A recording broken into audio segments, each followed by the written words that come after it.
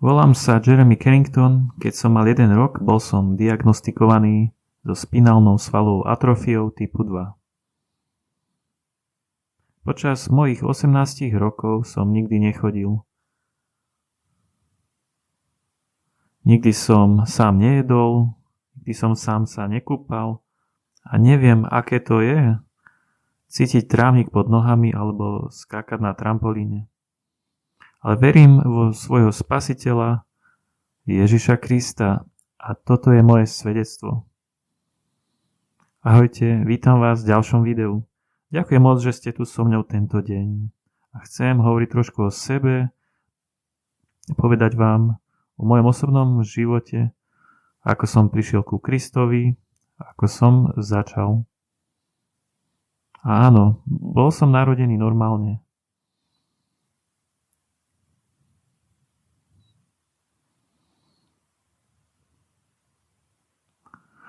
A ako mladé bábätko môže byť.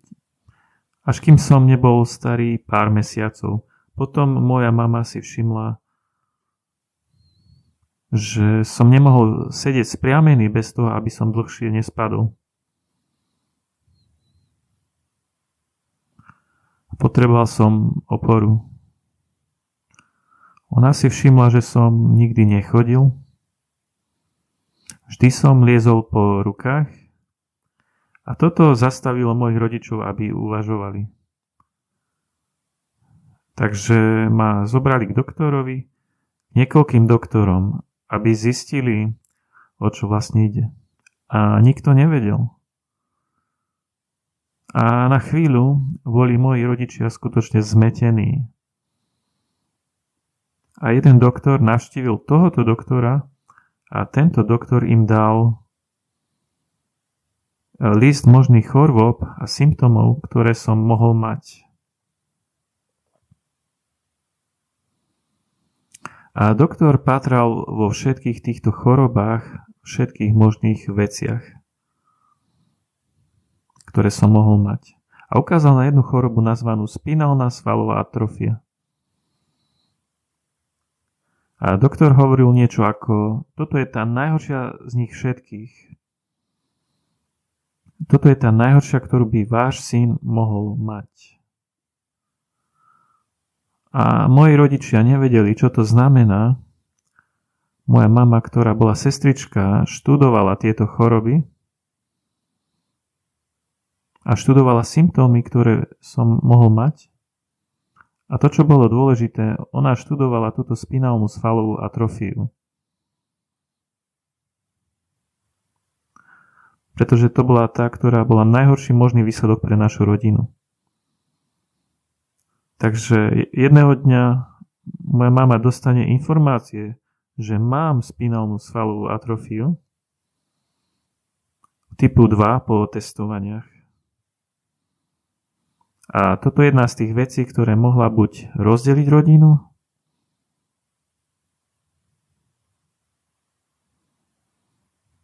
alebo spojiť rodinu dokopy, než čokoľvek iné.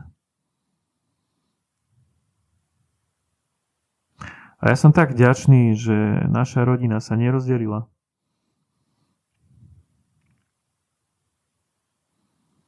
V skutočnosti sa zblížili bližšie a rozhodli sa vydržať. Vydržať spolu a podporovať jeden druhého, moji rodičia. Takže som vyrastal so spinálnou svalovou atrofiou a bol som vychovávaný v domácnosti s pozitívnym nastavením myslenia o veciach.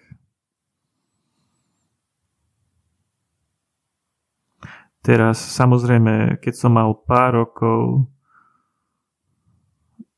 viete, som skutočne tomu nerozumel.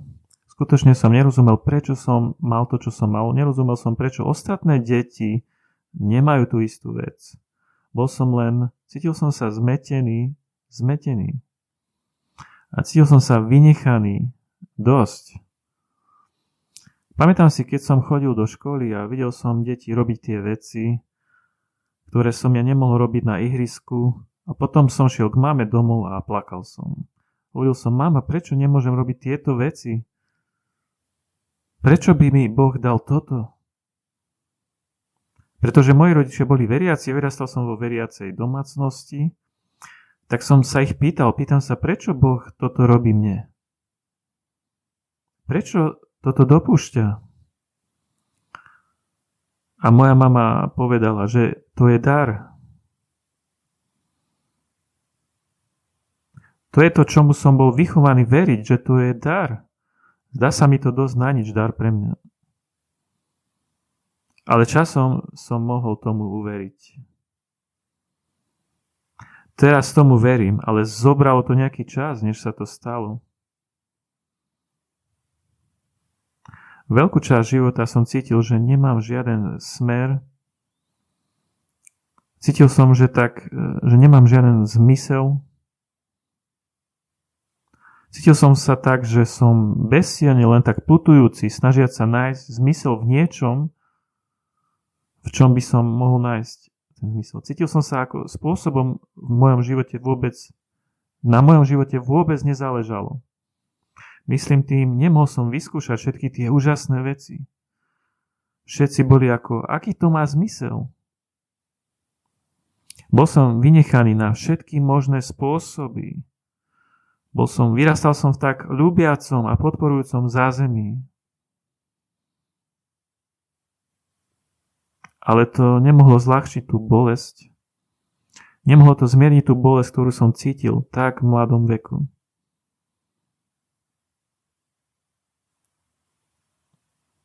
A tak prišiel čas, keď som chodil každú nedeľu do cirkvi. Môj otec a ja sme dokonca spievali v cirkvi, pretože som vyrastal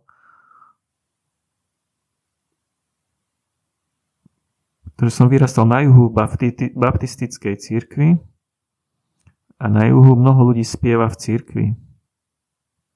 Mnoho ľudí. V cirkvi môžete spievať vlastne kedy len chcete. A ja s otcom sme často spievali. Sú o tom videá, ako to robíme. Tie nikdy neuvidia denné svetlo, vám sľubujem. Ale pamätám si, keď som spieval v cirkvi a myslel som si, toto je hlúpe. Ani poriadne nerozumiem Bohu, alebo dôverujem Bohu, alebo mám vieru v Boha. Tak prečo spievam piesne o tom, aký svätý a úžasný on je? Chápete? Aký to má zmysel? A myslím si, že to bolo do 13 a 14 rokov. To bol čas, keď som bol na 2. stupni, viete. Mal som problémy zapadnúť, mal som problémy nájsť si priateľov. Nebol som sebavedomý. Bol to čas, kde je to často kruté pre mnoho chalanov. Ja som sa cítil, že to bolo ešte ťažšie v mojom prípade. A takže si myslím, že to bol môj najnižší bod v mojom živote. Ten čas na 2. stupni škole, myslím si. Ale nemôžem. A toto bol bod zlomu. Toto bol bod, kde sa všetko zmenilo. Pamätám si jeden deň, ak to mám správne, pozeral som YouTubeové video. Bolo to o Biblii. Nepamätám si, ktoré to video presne bolo, ale iskra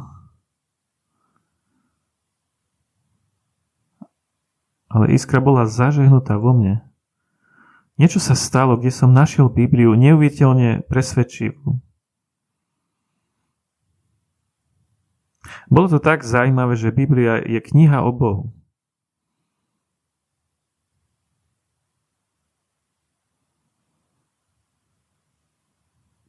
A o ľudstvu, ktoré opäť sa chce spojiť s Bohom.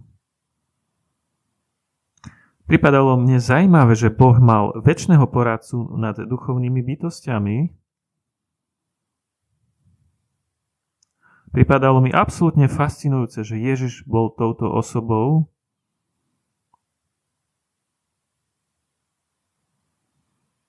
osobou Boha v tele, ktorý naplnil všetky tieto proroctvá a vydržal test času a naplnil všetky tieto židovské spisy. Zákon, prorokov a spisy, všetky tie veci mne pripadali úžasné. Spôsob toho všetko bolo úžasné. A odvtedy nejako som čítal teologické knihy dosť často. Čítal som Michaela Heisera, snažil som sa ukončiť doktora Tima Mackeyho, ako som len mohol. Dokonca v triede som čítal teologické knihy namiesto robenia si domácich úloh. Myslel som, to je úžasné. A tak som si plnil mozog so všetkými týmito poznaním. Snažil som sa stráviť cirkevnú históriu, historickú teológiu a na Blízkom východe všetky tieto informácie o Biblii. Snažil som sa toho stráviť, koľko som len mohol. A potom som si uvedomil, o čom to je všetko. Potom som si uvedomil, že je to o tom, aby sme si rozvinuli osobný vzťah s Pánom Ježišom Kristom. A to je to, čo som robil posledné 4 roky.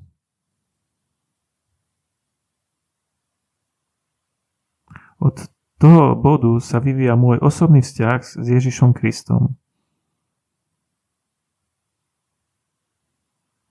Odmietam veriť klamstvám, ktorými ma Satan krmil. Klamstvami, že ma Boh neľúbi, že Boh bol nespravodlivý, že by som mal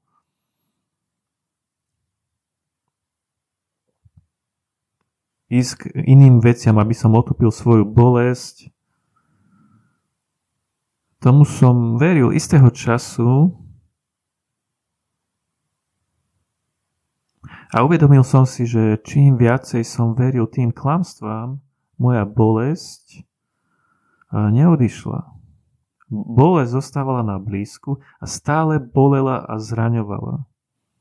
A bolo to ako, čo to robím?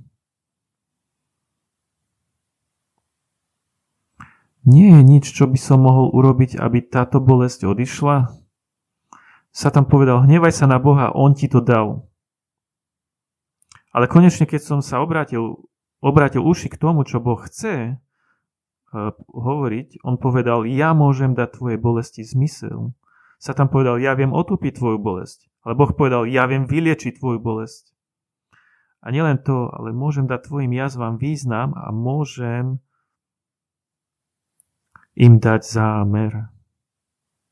A to je to, čo je úžasné na Bohu. Všimnite si, keď Pán Ježiš sa zjaví prvýkrát apoštolom, po vzkriesení, on ide za nimi a oni sú prekvapení, sú vylakaní, majú všetky tieto zmiešané pocity, sú vystrašení, majú všetky tieto veci. A Ježiš hovorí, pozrite na moje ruky, pozrite na moje rany, pozrite na jazvy. Verte, že som to ja. Som to ja. Stal som z mŕtvych. Všimnite si, ako Ježiš vo svojom oslávenom tele ukazuje rany a jazvy.